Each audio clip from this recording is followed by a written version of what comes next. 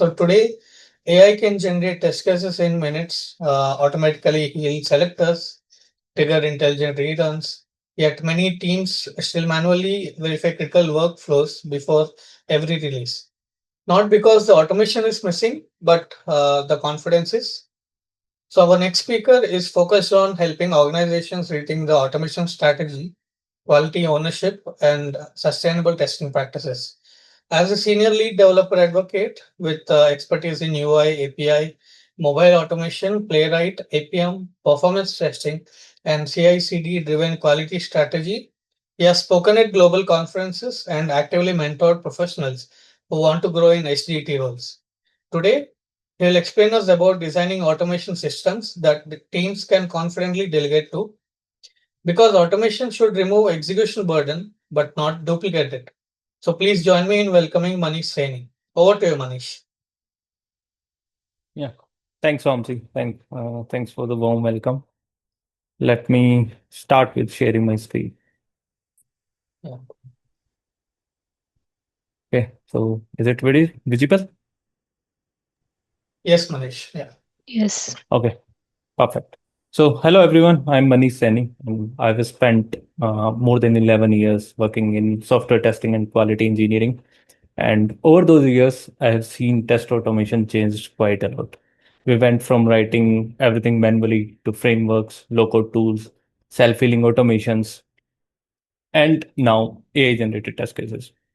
Today, we can generate more tests faster than we ever could before. But there is one question I keep coming back to. Like, do we actually trust those test cases? Do we actually trust those automation systems? This talk is not about whether AI can write those tests or not, because it clearly can. The AI is so advanced, it can write thousands of test cases in minutes or seconds now. The questions is the question is I want to explore is what happens after those test cases are generated. So I'm currently a senior lead developer advocate at BrowserStack, and before that, moving to dev advocacy role. Most of my career was in testing and asset roles. I have built automation frameworks, worked across UI, API, and mobile automation, and worked with the teams of different sizes and different stages of their automation journey. And one pattern I have repeatedly seen is this. Teams rarely suffer because they don't have automation test. They suffer because they don't know what to believe and when those test cases speak, how to react on them. This is the experience behind this talk. And let me start with a situation that may feel familiar. So it's Friday and it is uh, imagine a time of like 6:42 p.m. The release is almost ready. We have a pipeline which is finished, and we have specifically 2,437 test cases, all passed. Everything is green, and the deployment is ready. This is exactly like what we have been working toward for years, right? We automated the regression suites, we automated the APIs, UI workflows, critical flows. We put everything onto the CI, and the pipeline says we are all good. But suddenly, a message dropped in your chat. Can someone quickly sanity test production before we release? So, how many of you have seen similar version of this? Can you quickly drop it on into the chat? Like if you have seen similar messages, maybe the message can be a bit different. Can QA quickly check these features, or can we just test the critical flows once? Or maybe someone have dropped the similar message, but the meaning is same. We all know. We all have all those evidences from our pipeline with the test cases and everything. But still, before the release decision, we ask for a human. So my question is, why? Why do we do this? You may say there might be some flaky tests, there might be some false positives. Maybe the environment is not reliable. Maybe we don't have enough coverage. Or maybe the pipeline has lied to us before also. All of those can be true. But underneath all of them, it's something simpler. The pipeline is green, but our confidence is not. And now we are adding AI to this system. AI is going to make everything more faster, but faster here does not automatically means better. So this is my favorite line, and I used it a lot.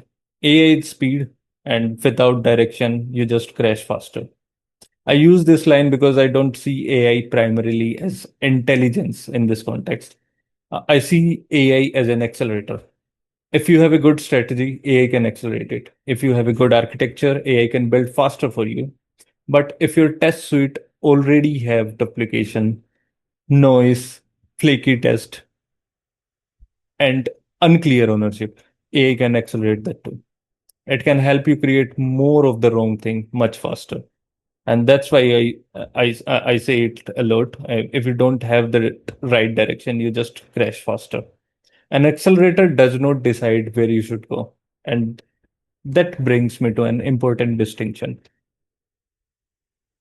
Automation gives us the execution, it gives us test, it gives us reports, it gives us speed.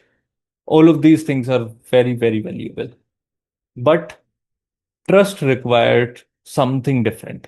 It requires context, it requires understanding, it requires confidence, and finally, a decision. A decision which will give you like what should you do. This is why I don't think a passing test creates trust. Passing tests are just the evidence. Trust is a decision. And this is important because AI is dramatically changing the amount of evidence we can produce now. So let's see like what exactly have changed after the AI happened. So before AI, test creation itself was a constant. Like, suppose we have a feature, then we have some test ideas.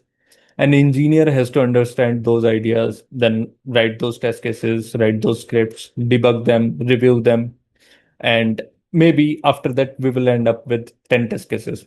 It seems very slow, but there was a natural constant. But then the AI arrives, like maybe 3 years ago, and it's very, very faster than what we can do.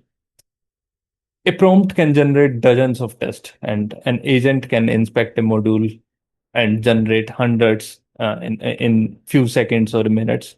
What took hours can take very few minutes. Now I don't see those 10 test cases. I have 500, but I still have that one engineer. And so AI changed that part. It scaled the generation, but judgment that's still on us, and we have not scaled it yet. And that creates a very interesting mismatch. Now, if I write 10 test cases by myself, I probably understand most of them. I know why they exist, I know the risk they cover, and I know what are the assumptions I have made for them. I know where they belong. But if AI generates those 500 tests, did my ability to understand those test cases become 50 times faster? I think no, until Neuralink creates something that fits into my brain and understand those things. But till then, it's not. So generation have scaled, but review did not, and neither the context and neither our understanding. We scaled the creation part, but not the comprehension. So we did not eliminate that bottleneck. We just moved it. For years, writing test was the bottleneck. More ideas existed than we had time to automate. Like we had thousands of test cases written in Excel sheets or maybe into our test case managements. But to automate them, we need time. Like ideas came in, but writing capacity was constrained because of time and resources. Then after that, there are like test suites which came out of it. AI removes those constraints very easily. Now tests can be generated much faster. But before those tests can be create confidence, somebody still has to answer those things. Like, are those tests correct? Are they useful? Are they redundant? Or are they testing the right thing? Are those test cases placed onto the right layer? Will we understand them why they fail? Like these are the questions we still have while understanding those test cases. The bottleneck does not disappear with the AI. Like it doesn't have solved those problems yet. AI just have moved those bottleneck or that bottleneck to furthermore. Now we have generated the test cases, but still the issue is same. And this becomes spatially dangerous because AI usually works with the context we give it to. So imagine like we have a business risk and a simple tax calculation part, and we have test cases to check whether the tax calculation is right or not. And let's see, or maybe like let's assume we have a tax calculation of 18%. Whenever something check out, we should have a tax of 18%. Now look at like what can happen. We have a test which is onto the unit layer. We have another test which tests the same 18% part onto the API check. Then similar thing happens onto the integration test cases. And at the end, we have an end-to-end test cases which opens up the browser, completes the checkout, and still checks that 18%. We have four tests and one risk. Now, I'm not saying like the same behavior cannot be tested on multiple layers, but sometimes there can be like valid reasons for that. But the problem is when nobody knows that this duplication exists. An AI agent working inside UI repository may not know that API suite already covers that part because we have like different teams for building different you can say services. There might be like different UI development team. There can be different services development team. Then there might be some teams who take care of the integration part, right? And those AI agents work mostly locally. They don't have the context of the entire system. So an agent working on one service may not understand what another service is like already validating. It sees something is testable. And so when AI sees like it can be tested, it tests it. But did our coverage grow? Or did just the execution grow here? And once this happens repeatedly, we get something I call coverage inflation. Imagine this test suite like we have 10 test cases, then that covers the 8 unique risks. Now AI helps us to generate like 5 times more test cases. Now we have 50 tests, which covers the 9 risk. This sounds impressive. Like we can have 5x more test cases. But let's see this 5x more test, but just one additional risk is covered. Your dashboard can look better. Your test count is like increased. Maybe your report coverage is also increased, but did your confidence increase by 5 times? No, right? Because you're still covering one more risk only. And this is what I called coverage inflation. We confuse the amount of automation with the amount of risk we understand. And that is another cost. Every test we create, that will be like eventually fail. Like that's why we write the test cases. Like it will going to fail someday when something breaks, right? And with a small suite, 5 failures are visible. Like suppose we have like 100 of test cases and there are 5 failures. Then someone can come and investigate like what happened to them. Like someone can ask like what has changed and understand those things.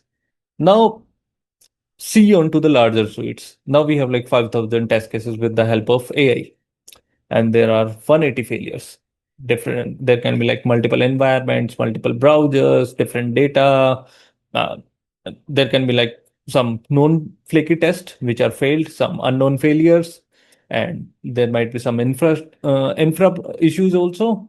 And underneath them, there will be some real defects, and the real defects are still there, but the signal is surrounded by the like heavy noise. The more noise we produce, is the more expensive we are creating the investigation process. And eventually teams change their behavior. They stop asking that why part that we are doing when there are only five failures, and they start doing this thing. You might have done this also, like something that fails and now you don't know like what to do. You rerun the test suites. Some of the test cases which are failed previously now get passed. And then you think like there might be some flaky test cases, there might be some like false positive, false negatives due to some environment issues, and you start ignoring the things. You rerun your test suite, you check like whether some tests, your percentage of past test cases improve or not, and then you merge the code into the deployment thing. But have you fixed anything? No, right? We just changed the result, and it's because of like we lost the faith into that system. We have not changed the system, and the original failure which might be there, it's still there. We just have like stopped looking for it. And one rerun does not seem dangerous, like we often do that part. But also one ignored failed test cases does not destroy the entire product. But these decisions accumulate. Like eventually you owe the system something. Duplicate coverage, and then there is one extra test that doesn't matter. One flaky test that doesn't matter. One poorly diagnosed failure also doesn't matter. One blind rerun, what you have done, also doesn't matter. One ignored failure also doesn't matter sometimes. But eventually they accumulate. Like when you do more and more of these things, they accumulate, and when a test fails, nobody knows the what the failure means. Is it a bug, or is it a like flakiness? Is it because of environment being like crazy, or maybe we have put some wrong data into it? Should we rerun that part, or should we ignore it? So listen carefully. Like when a result can mean anything, you don't know like why it is failed. It start to mean nothing. This is what we call trust debt. It's similar to what we have like technical debt. You don't always feel it when you create it. You feel it later. You feel it when the pipeline turns red and nobody knows now what to do. And you start ignoring those test cases. You start ignoring those failures. You feel it when automation engineers spend their time manually validating those releases. You feel it on those Friday evenings. So, what is the solutions? More test? Should we add more test top of it?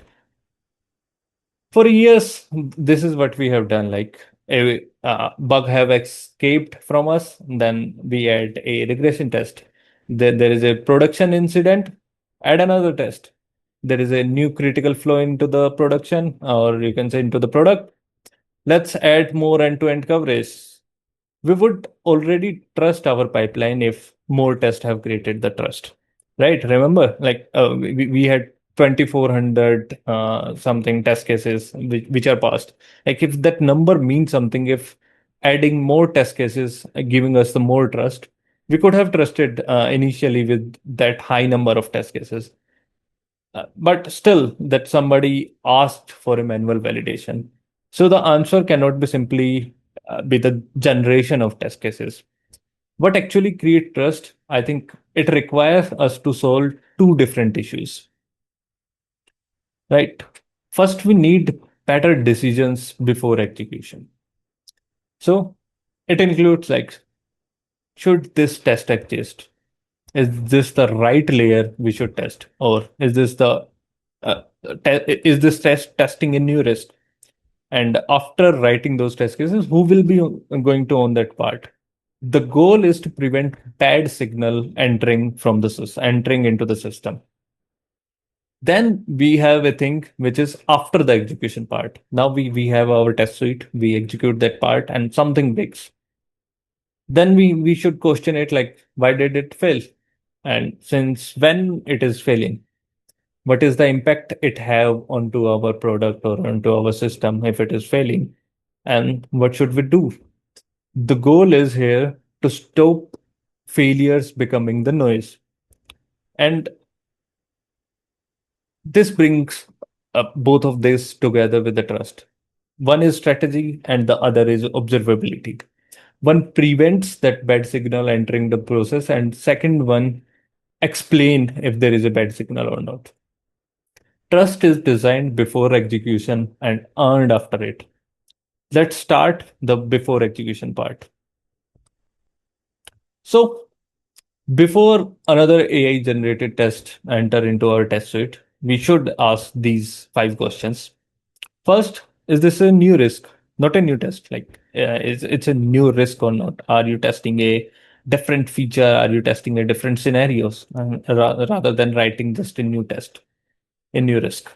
Second, is this the right testing layer? So I want to put some light onto this testing layer part also. I have also written a book over it.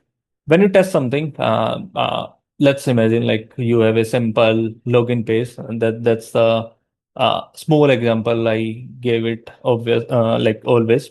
Let's imagine you have a simple login page which have a username field, a password field, then a simple sign in button. And if I ask like how do you test that part? How do you automate those stuff?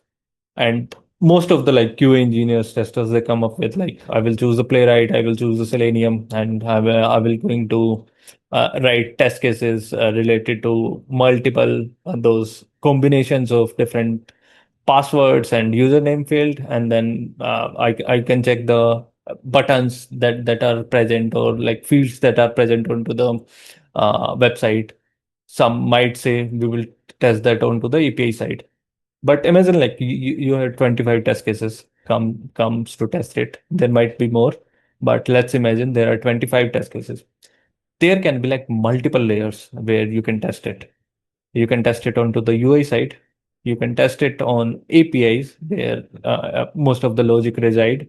Then under the API also, API is just a like interface between your UI and backend. There are like multiple services where multiple components where the entire logic is written. Then there are unit testing things like you might write some unit test cases which can cover those different input validations. So similarly, you have database and other stuff also. Like there are multiple layers. So before writing any automated test, you should ask like which is the right layer to test that part. Then comes the third part. If something happened to this test case, if it get failed, is it diagnosable? Like if this test fails after 6 months from now, will someone understand why it is failing and what the test case is written for? And then who owns it? AI can generate tests in seconds, but someone needs to maintain it for the years.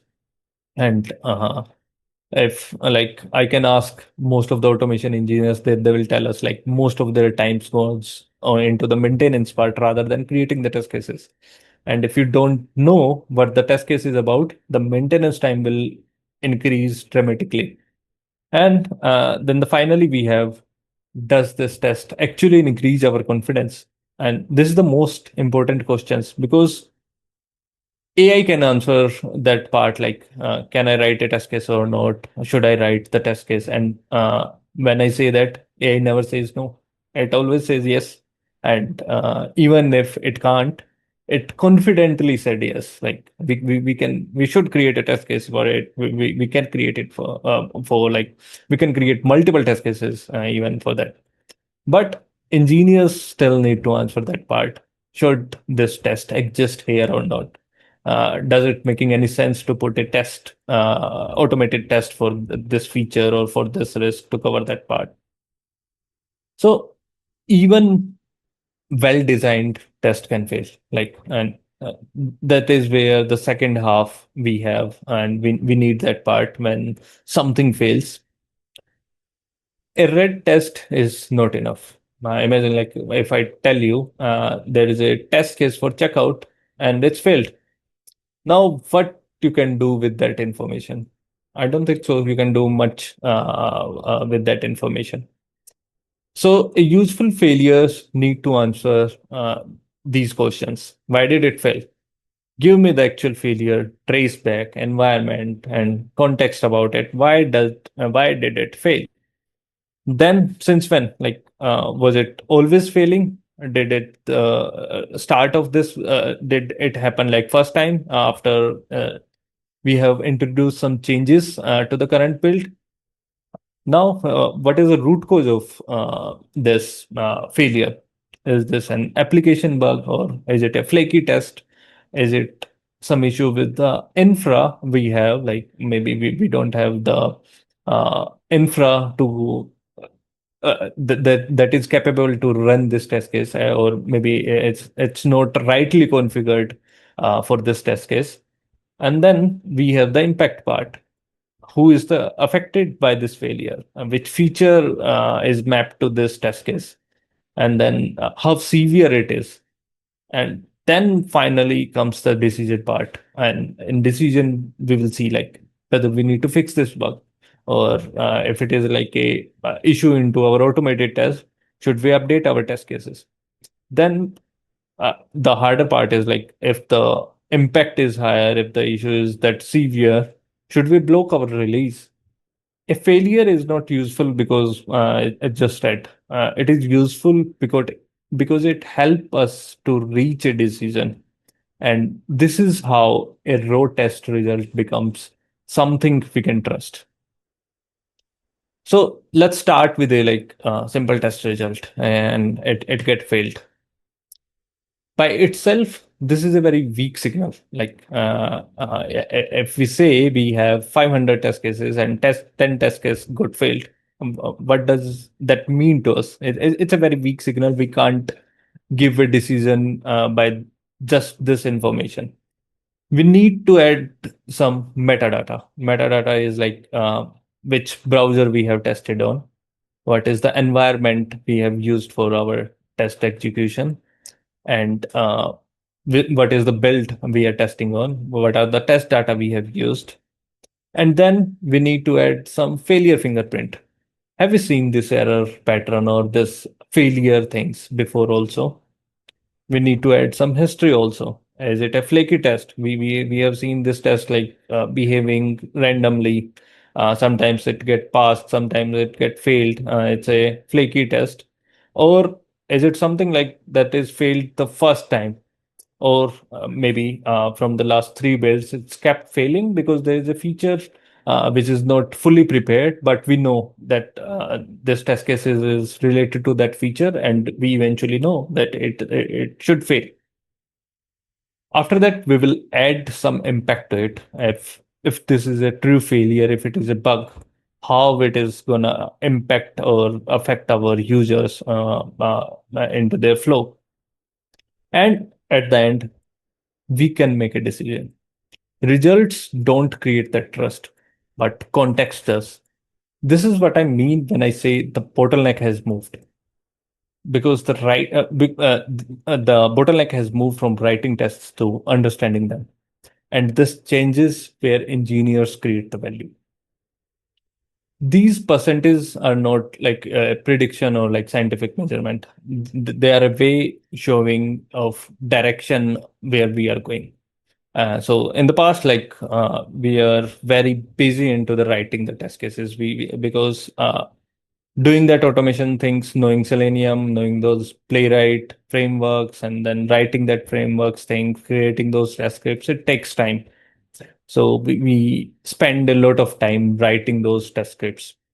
Today, AI have reduced that implementation effort, and maybe tomorrow it will do a lot of governance also and write those test cases on its own. But the judgment still be on us. What are the risks that matters more? What are the tests that should exist in this test suite? Why these failures matter? And what are the evidence we have to we have enough to proceed with the release? Should we deploy it to the production or not? AI is not making testing less important. So understand it like it is moving the value of testing. The work is not disappearing, it's just moving the value it has. And that brings me back where I have started this talk in the beginning, AI speed. The question was never whether we should use that speed or not. We should. Like, if we will not use the speed, we will be like staying behind the curve. So AI can help us generate the code. It can generate the test cases. It can generate the test data. It can analyze the failures now, and it can maintain our automation. And it's becoming more and more powerful in coming days. But an accelerator does not choose the destination you go. And AI is that accelerator. AI can generate those artifacts, but engineers who we are, like, we need to generate that trust into the system. And the future of testing will not be defined by how many tests that AI or you have generated into your automated system. It will be defined by how confidently you can say, like, these are the test cases I have created, and if those test cases are like should pass into the report, you don't need to execute it again. You don't need to worry about those features. Those are tested into my automated systems, and it will help you to make decisions. So, uh, this is the thing like which I want to convey. And thank you. And now I will be happy to take the questions, whatever you guys have.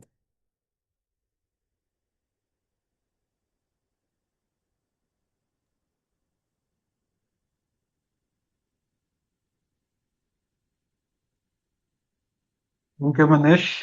Uh, so I think we have some questions. Yeah, sure.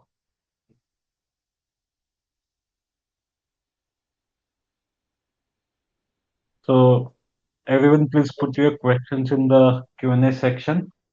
Yeah. So Okay. thank you, Manish. Thank you for the wonderful session.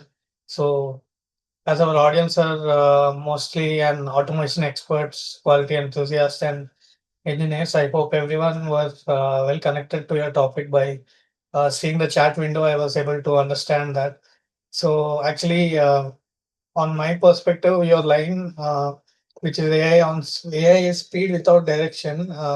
You just crash faster has become my favorite too. So I will keep this in mind from today.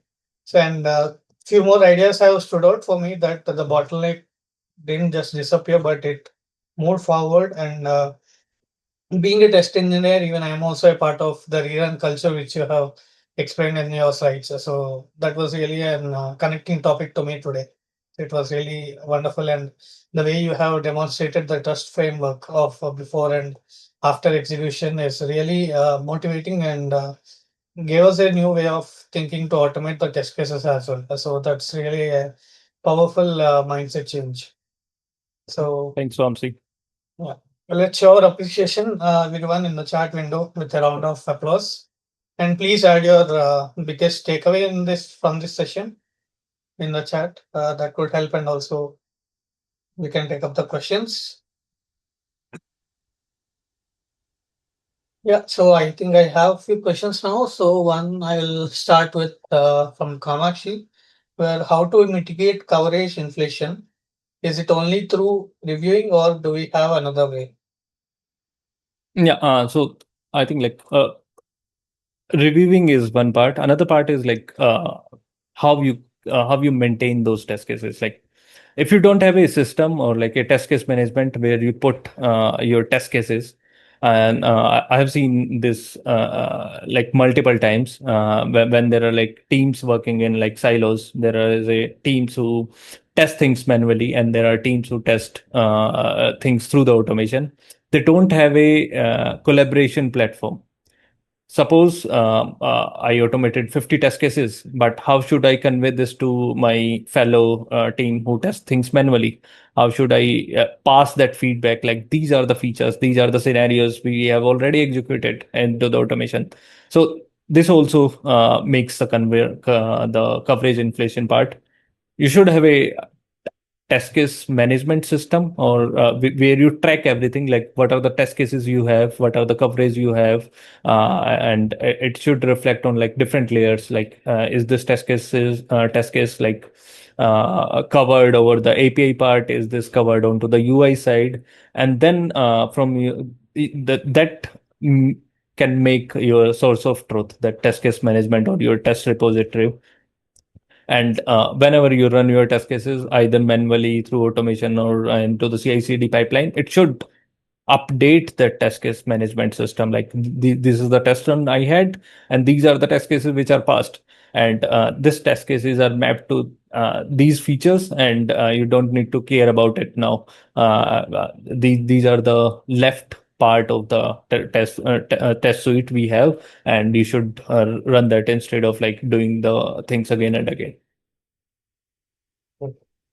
Thank you, Manish. So maybe we'll go on to the next question from Vishal. So it is AI can increase the coverage, still we have doubt on AI tests.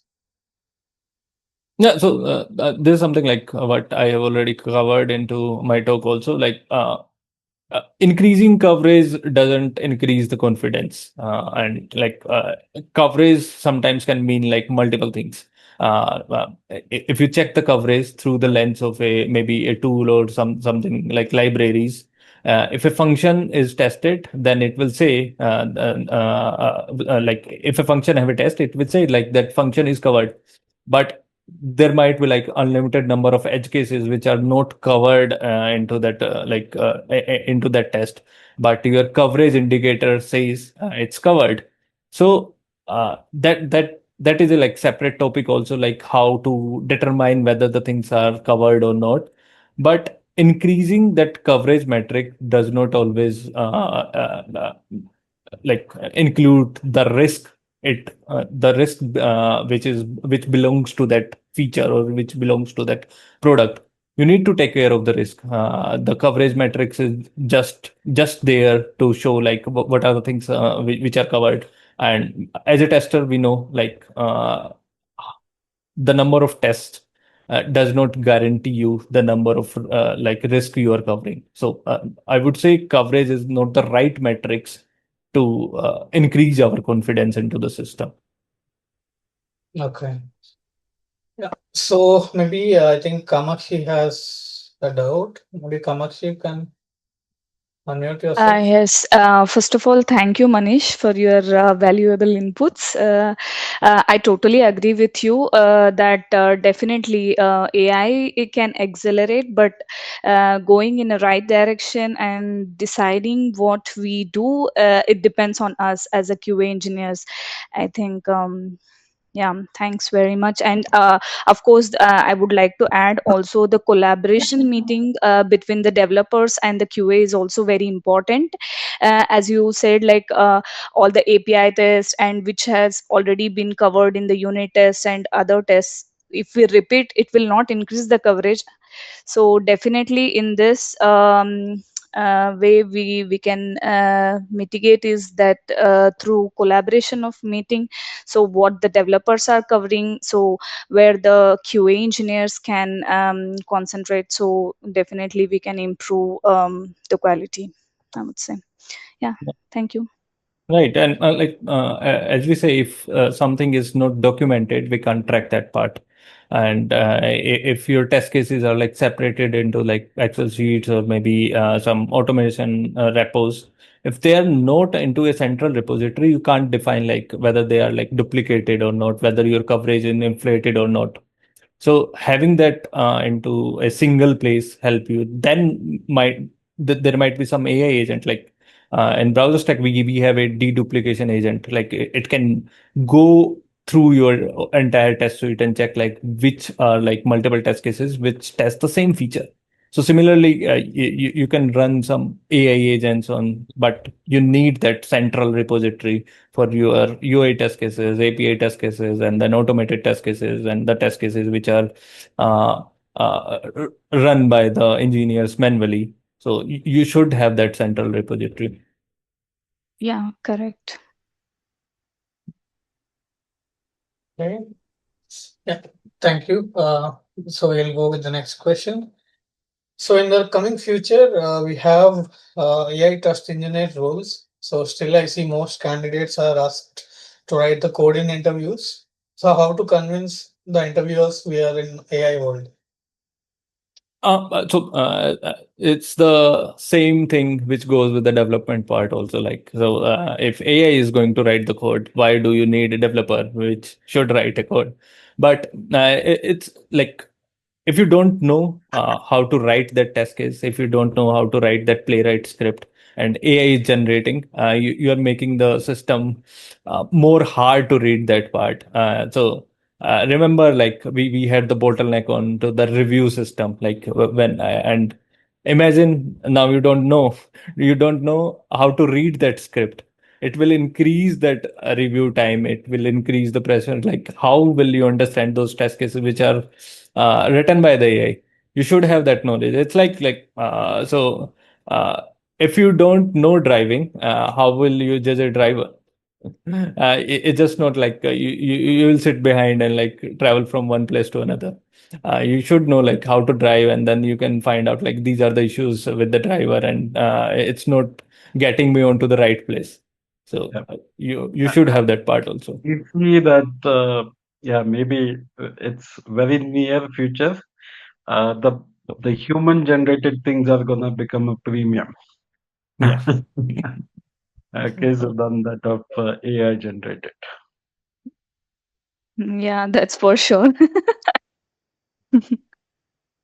Okay. Yeah. So going on to the next question. So you said passing tests are evidence, trust is a decision. So how can organizations objectively measure trust in their testing pipeline? So you need to have I am again coming back to that like central repository part. If you have trust in your test cases, if I write a test cases, a automated test, I should have trust into if this test case passed. This is the scenario. This is the feature which is like mapped to this test cases. It will be passing. There will be no issue in that part. Like whatever I have, and this is not a flaky test. This is not a test which will show me a false positive or false negative. So if it is getting passed, these are the things will be working. And then you can see into your central repository, like you can map your features with the test cases. Then you can check like this feature have 50 test cases and 40 of them are passed. Then these are the things, these are the scenarios which are already passed. These 10 cases are failing. Let's verify them whether they are like failing due to a issue or there is like some flakiness, there is some infra changes. You can verify them maybe one or two time manually, and then you gain confidence. Okay, these if this test case failed, there is surely there will be an issue, and there will be some change done by the developer which is not intended. That's how like you build that confidence into your system. Okay. So I hope the question is answered. So moving on, so we have another question, which is AI generated test automation actually making our test suits harder to maintain? Of course, like it can. I'm not. I will not say like it is making, but it can. If I say, if you don't have the that authority, that imagination, or you can say you're not into the system, you don't know like what's going on into the AI part, like when it is generating that test cases. Like, so it can obviously make it harder to maintain if it is not adopted without the governance. If suppose every engineer generates hundred of test cases without reviewing that redundancy part, ownership, or like maintenance cost, technical debt grows very quickly. And now the challenge is not the generation part; it's the curation of those test cases, which will be the test cases which will be the best for this feature to test. Teams need the same engineering discipline, like when they generate the production code. Like we can write a production code in like 10 lines. We can write in like 15 lines, also 25, but we always optimize for it. Similarly, for the test cases, we need to optimize for that part. And if we don't understand that part, if we don't have that governance on the AI, it will eventually make a lot of test cases. And few things like we still do not care about the execution cost.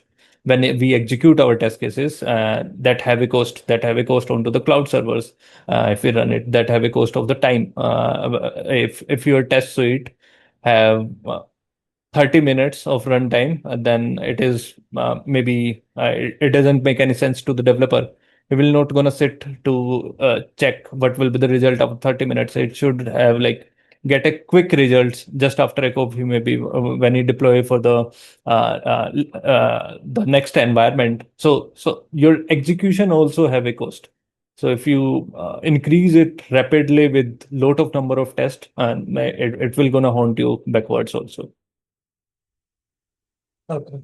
Yeah. Thank you, Manish. So, Sagar, shall we continue the questions, or I see there are a lot of questions? I think we can take two or three more, and Manish, you can be answer with the shorter so that we Yeah, can sure. accommodate more questions. Sure. Okay. So maybe we can Okay. go two or three more. Sure, Sagar. Yeah. So maybe going with the next one. So you mentioned that AI generates artifacts while engineers generate trust.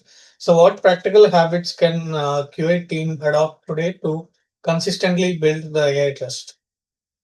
I think like the one I showcased in the slide, the questions when the two before and after execution diagrams, like the questions what we have, like why do we creating this test cases? What is the right place to create that test cases? And then we should have we can fit those constraint or those things into guardrails when AI generate those test cases. And when something got failed, we need to check like we eventually when we see like a lot of failures and we stop investigating, we start ignoring them, and we should not ignore our failures, so we should investigate. So if we keep the number low, investigation is become like cheaper and easy to do that part. So take that into your mind. Do not inflate your failure numbers.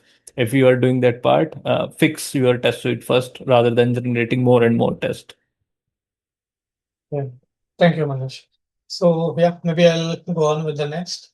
Then, so what are the measurable indicators should QA leaders track to demonstrate trustworthiness of AI automation to stakeholders? I think like AI, if we say it like AI automation, it's just the automation. Whatever like you are doing with the automation part, it still remains the same. AI is, as I say, like it's an accelerator. AI is making your automation more efficient, more faster. It's not like AI is making any changes to your automation. Whatever like you are doing right now, I just amplifying that part. So the same things, the same set of rules, what you have for the automation, the things you have, the metrics you are showing to the teams or the stakeholders for your automation, it will still remains the same. Uh, One metrics will be improving is the time of generating the test cases and the time of like reviewing those things. So try to use AI as a like time differentiator. That is the only metrics I see which changed with the like within the like AI era. Okay. Thank you, Manish. So maybe keeping the time in mind, I will take the last question. So there are a number of AI tools that produce both JavaScript and TypeScript automation code. So what do you suggest us for the use of creating maintainable, scalable automation frameworks? How should I confidently decide which should I use it? Which ones? I think like when I had this kind of conversation, which tools I use, which frameworks I use, which language I use. So I generally refer to one analogy, like when you learn driving, you learn driving. You don't learn driving an Alto, driving an Mahindra car, driving an Safari. You learn the art of automation. You learn the art of like how to preserve your testing craft and move it to the automation side. So similarly here, like it doesn't matter like whether you are using the TypeScript, whether you are using the like whatever like suits best to your project, your product. Like you need to consult with your development team, your maybe engineering leaders, like which is the best language we should use, which is the right platform we have for our. You should do that research but the fundamentals, I think, like they remains the same. And into like wherever you go, whatever like framework you choose, whatever language you will choose. No, just learn the automation part rather than learning the tools or languages. Yeah, thank you, Manish. Thank you for your questions answered, and it was really wonderful speaking with you and taking insights from you.